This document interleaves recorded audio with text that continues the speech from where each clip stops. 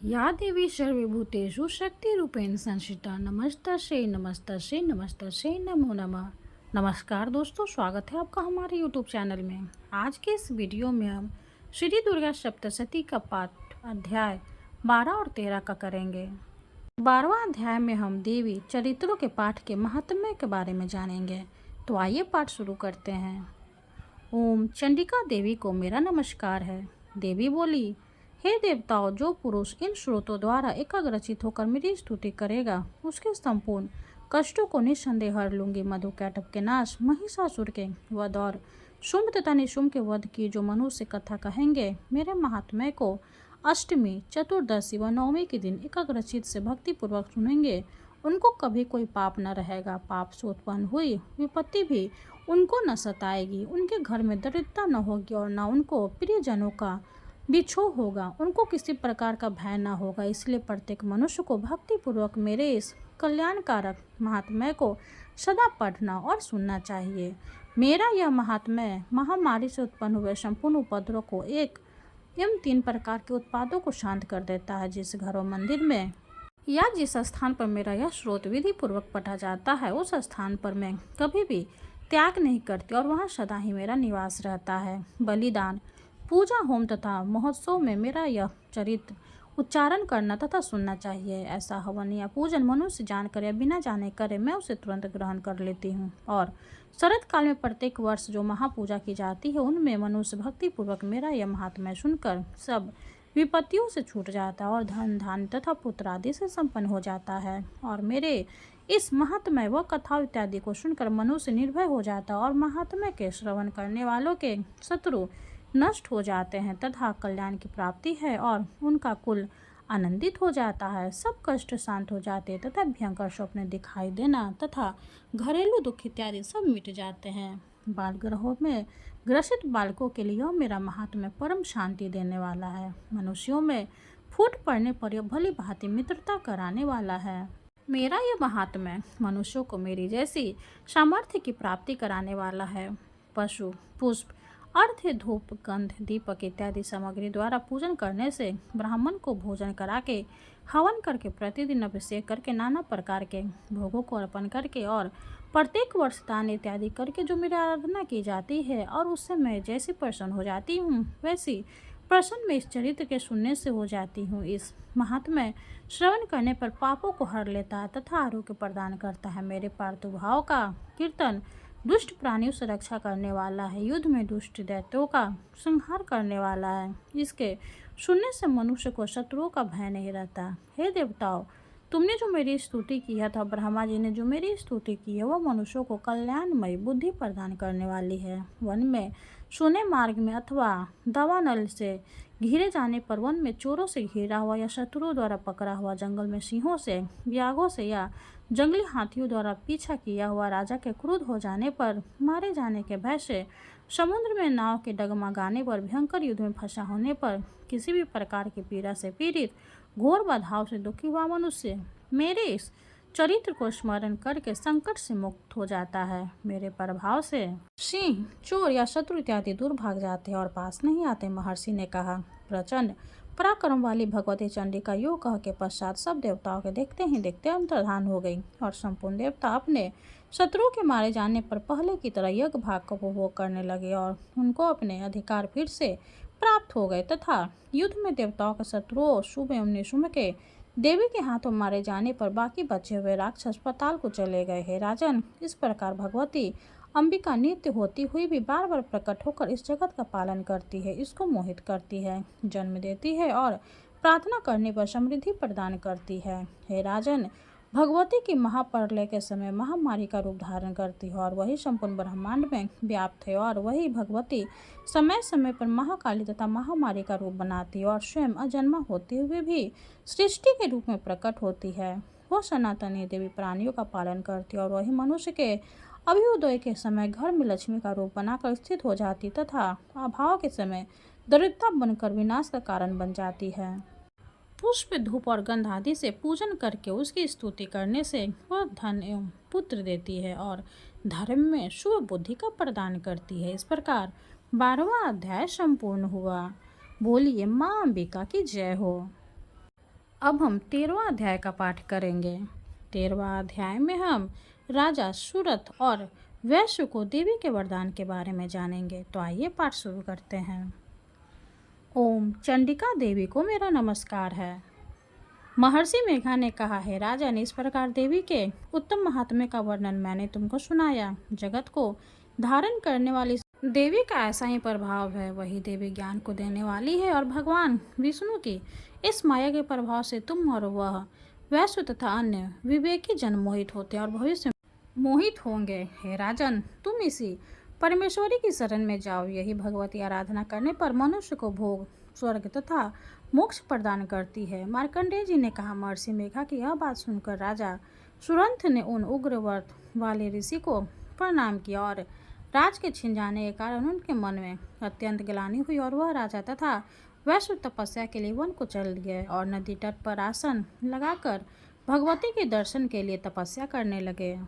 दोनों ने नदी के तट पर देवी की मूर्ति बनाई और पुष्प, धूप, दीप तथा हवन द्वारा उसका पूजन करने लगे। पहले उन्होंने आहार को कम कर दिया, फिर बिल्कुल निराहार रहकर भगवती में मन लगाकर एकाग्रता पूर्वक उसकी आराधना करने लगे। वो दोनों अपने शरीर के रक्त से देवी को बलि देते हुए 3 वर्ष तक लगातार भगवती की आराधना करते रहे। 3 वर्ष के पश्चात जगत का पालन करने वाली चंडिका ने उनको प्रत्यक्ष दर्शन देकर कहा। देवी बोली, हे राजन तथा अपने कुल को प्रसन्न करने वाले वैश्य, तुम जिस वर की इच्छा रखते हो मुझसे मांगो, वह वर मैं तुमको दूंगी, क्योंकि मैं तुम पर अत्यंत प्रसन्न हूँ। मार्कंडेय जी कहते हैं, यह सुन राजा ने अगले जन्म में नष्ट न होने वाला अखंड राज्य और इस जन्म में बलपूर्वक अपने शत्रुओं को नष्ट करने के पश्चात अपना पुनः राज्य प्राप्त करने के लिए भगवती से वरदान मांगा। और वैश्य ने भी, जिसका चित्त संसार की ओर से विरक्त हो चुका था, भगवती से अपनी ममता तथा अहंकार रूप आसक्ति को नष्ट कर देने वाले ज्ञान को देने के लिए कहा। देवी ने कहा, हे राजन, तुम शीघ्र ही अपने शत्रुओं को मारकर पुनः अपना राज्य प्राप्त कर लो कि तुम्हारा राज्य स्थिर रहने वाला होगा। फिर मृत्यु के पश्चात आप सूर्यदेव के अंश से जन्म लेकर सार्वनिक मनु के नाम से इस पृथ्वी पर ख्याति को प्राप्त हो गए। हे वैश्य कुल में श्रेष्ठ, आपने जो मुझसे वर मांगा है वो आपको देती हूँ। आपको मोक्ष को देने वाले ज्ञान की प्राप्ति होगी। मार्कंडेय जी कहते हैं, इस प्रकार उन दोनों को मनोवांछित वर प्रदान करता था। उनसे अपनी स्तुति सुनकर भगवती अंतर्धान हो गई और इस प्रकार क्षत्रियों में श्रेष्ठ वह राजा सूरत भगवान सूर्यदेव से जन्म लेकर इस पृथ्वी पर सार्वनिक मनु के नाम से विख्यात हुआ। इस प्रकार 13वां अध्याय संपूर्ण हुआ। माँ दुर्गा की जय हो। अब हम माँ दुर्गा की आरती करेंगे। जय अम्बे गौरी मैया, जय श्यामा गौरी, तुम्हें कौन से दिन ध्यावत मैया जी, कौन से दिन ध्यावत, हरि ब्रह्मा शिवरी। ओम जय अम्बे गौरी, मांगे सिंदूर विराजत, टीको मृग मद को मैया, टीको मृग मद को, उज्ज्वल से दो नैना, उज्ज्वल से दो नैना, चंद्र बदननी को। ओम जय अम्बे गौरी, कनक समान कलेवर, रक्तांबर राजय मैया, रक्तांबर राजय, रक्त पुष्प गले माला, रक्त पुष्प गले माला, कंठन पर साजय।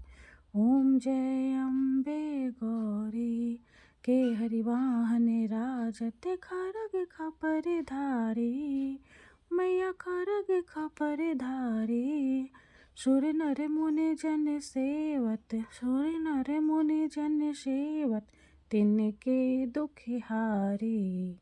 ओम जय अम्बे गौरी, कानन कुंडल शोभित, नासाग्रे मोती मैया, नासाग्रे मोती, कोटिक चांद्र दिवाकर, कोटिक चांद्र दिवाकर, राजत सम ज्योति। ओम जय अम्बे गौरी, शुंभिन शुंभ बिदारे, महिषासुर घाती मैया, महिषासुर घाती, विलोचन नैना मधुर विलोचन नैना निशिदिन मदिमाती। ओम जय अम्बे गौरी चंड मुंड संहारे शोणित बीज हरे।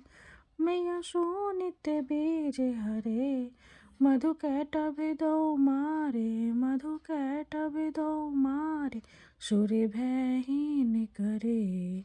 ओम जय अम्बे गौरी ब्रह्मणि रुद्राणी तुम कमला रानी।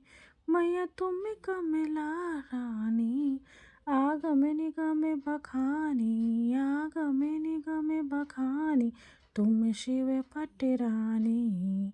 ओम जय अम्बे गौरी 64 योगिनी गावत नित्य करत भैरो।